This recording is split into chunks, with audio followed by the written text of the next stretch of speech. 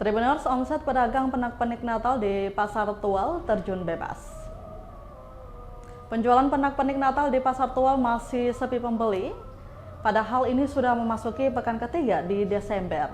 Menurut pemilik toko, Arifin, daya beli masyarakat semakin berkurang setiap tahunnya. Meski tidak mengetahui alasan pasti, namun menurutnya penurunan ini mulai terasa pasca bencana non-alam COVID-19. Saking sepinya, sehari hanya satu pohon Natal yang terjual. Selain itu, maraknya online shop turut mempengaruhi tingkat pembelian. Dengan kondisi itu, dia pun tidak berani membeli stok barang dalam jumlah banyak. Untuk tahun ini, di toko miliknya hanya tersedia jenis pernak-pernik Natal seperti pohon Natal, lampu, slinger Natal, hiasan dinding, hiasan bola, topi Natal, bando Natal, dan pernak-pernik Natal lainnya. Ukuran pohon Natal sendiri lanjutnya bervariasi mulai dari ukuran 30 cm sampai yang 2 meter lebih dan bahkan 300 meter lebih.